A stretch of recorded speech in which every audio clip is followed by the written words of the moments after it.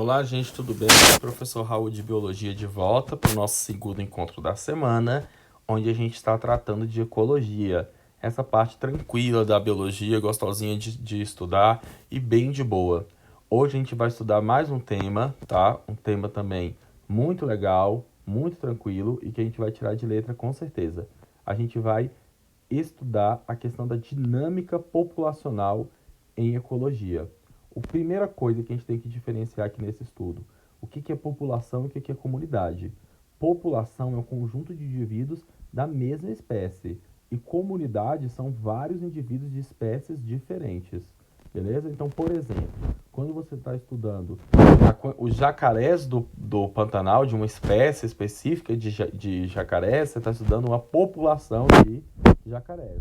Agora, quando você vai estudar um rio do Pantanal inteiro, os seres vivos dali todos os répteis que vivem ali, você está estudando a comunidade de répteis de um rio do Pantanal.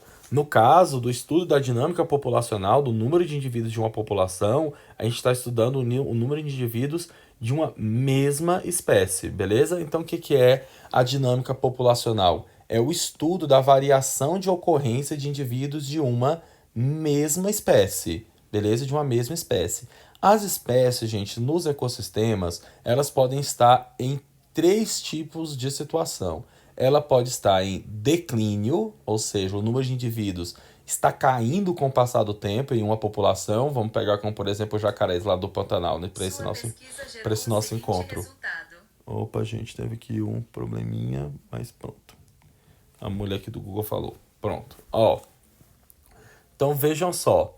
A variação, então, voltando aqui, deixa eu recapitular. Dinâmica populacional, então, é a variação de ocorrência de indivíduos de uma mesma espécie. Nós vamos pegar como exemplo para o nosso encontro os jacarés do Pantanal, beleza? Determinada espécie de jacaré lá do Pantanal. Então, essa espécie de jacarés do Pantanal, ela pode estar em três possibilidades diferentes. Ela pode estar em declínio, ou seja, com o passar dos anos, o número de indivíduos está diminuindo, o que gera um alerta para a gente. Pode estar em estabilidade, ou seja, a quantidade de indivíduos que morrem, que nascem, dá no mesmo, então está em estabilidade. Ou essa espécie pode estar em crescimento. Com o passar dos anos, cada vez você vai ter mais essa espécie de jacarés. E a gente tem, no nosso estudo de campo, a gente tem que descobrir quais são os fatores que influenciam no declínio, se é perca de peixes, que são as presas deles, etc. Se é desmatamento, nananana. E também a gente tem que ver o que é essa estabilidade.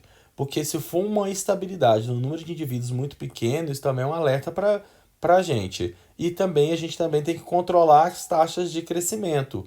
Porque uma população, ela tem que crescer, mas ela tem que crescer conforme os limites daquele ecossistema. Ela não tem que crescer de forma exacerbada, porque isso também causa prejuízos. Então vejam, as populações elas têm que ter um patamar de crescimento estável e estável em um número saudável para aquele ecossistema. Se a gente deixa o ecossistema quieto, isso acontece. O problema é que praticamente hoje no planeta não existe ecossistema quieto. Todos eles estão sendo influenciados, né? Ou por ação direta do homem ou indireta, por exemplo, sofrendo com aquecimento global.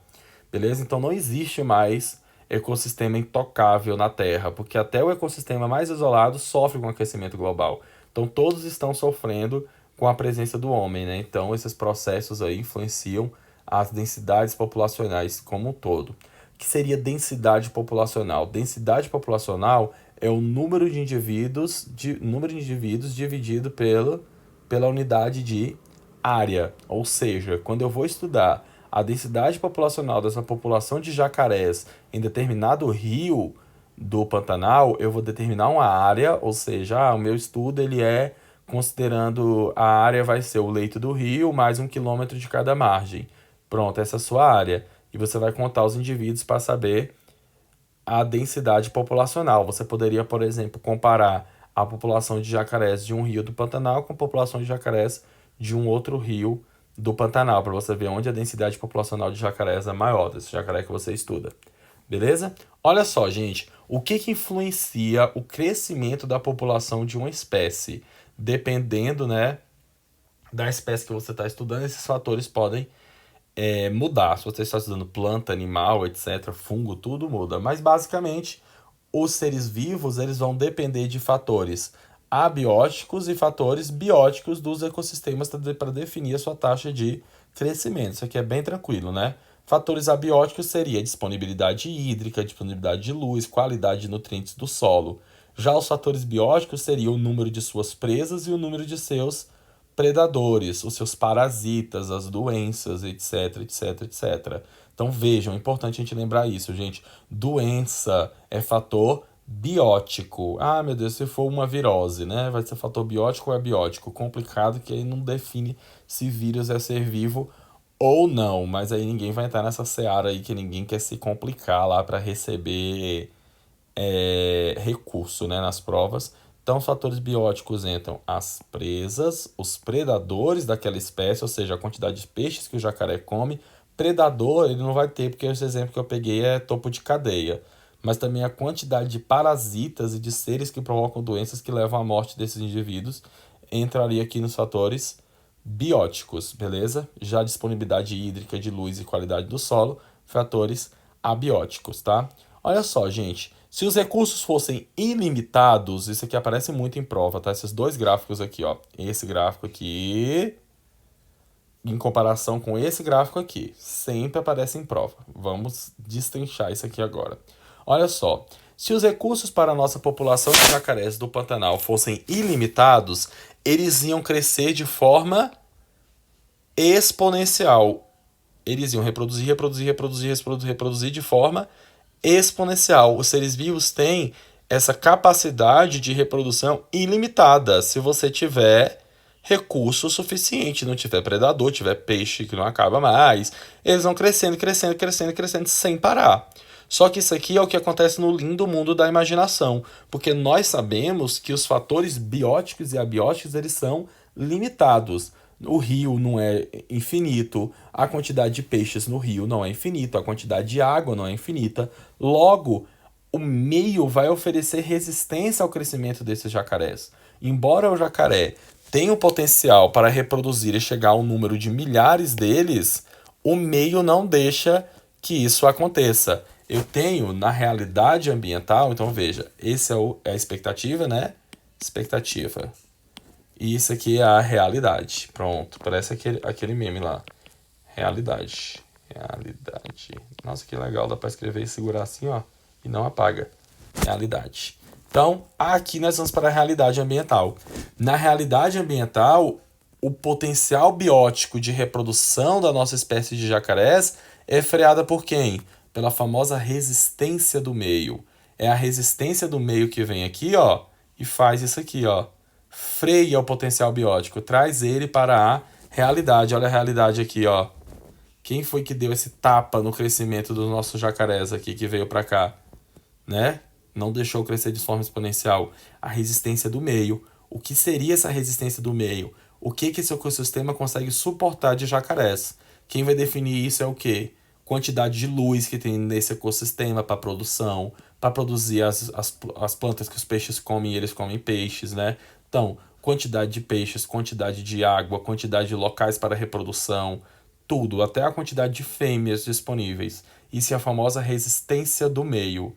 Depois que a resistência do meio atua, a população de jacaré fica flutuante. Sobe, desce, sobe, desce, sobe, desce. Beleza? Então veja, a curva de potencial biótico da espécie, ela é uma curva exponencial.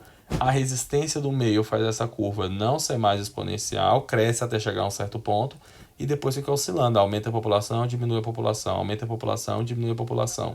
No caso da nossa espécie de jacarés, o que faria então ela aumentar e diminuir a sua população de forma cíclica ao longo do tempo? A relação presa-predador, que é a outra coisa que aparece demais.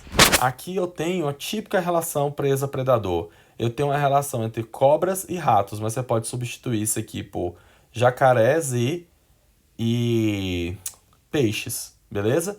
Quando o número de ratos está muito alto, a quantidade de... Desculpa, o número de peixes está muito alto, a quantidade de jacarés começa a subir. Só que quando a quantidade de jacarés sobe demais, começa a pressionar demais a população de peixes, né? Que começa a declinar. E aí a quantidade de jacarés cai. E aí a outra sobe. por isso cai e por aí vai. Um está sempre regulando o outro. Quando a quantidade de presas sobe, a quantidade de predadores, porque vai ter mais o que comer, sobe também. Só que aí é predador demais, a quantidade de presas cai. Aí a quantidade de predador cai. Aí é menos predador, as presas sobem, né? Esse típico comportamentozinho aqui ondulatório, esse comportamento ondulatório aqui, ó, de relação presa-predador. Isso cai muito em prova. Então, esses três gráficos aparecem demais em prova. Potencial biótico é tudo que a espécie conseguiria fazer caso não exista nenhum impedimento para a vida dela, então ela iria crescer ad eternum. Na vida real, eu tenho a resistência do meio, limitando com fatores bióticos e abióticos, trazendo essa curva para cá, ó. Não vai crescer assim não, jacaré. Não vai ter 1 bilhão de jacarés, não. Vai ter isso aqui, ó, 5.000 jacarés ao longo desse rio inteiro. Porque é isso que esse rio sustenta. E variando em relação à quantidade de presas, no caso aí dos peixes, beleza? Então guardem esses três gráficos aqui com carinho no coraçãozinho de vocês, porque eles são importantes, aparecem em prova, e eu espero que quando eles apareçam, vocês os encarem com bastante tranquilidade e maturidade, tá bom? Muito obrigado pela atenção de vocês. Até a nossa próxima aula, gente.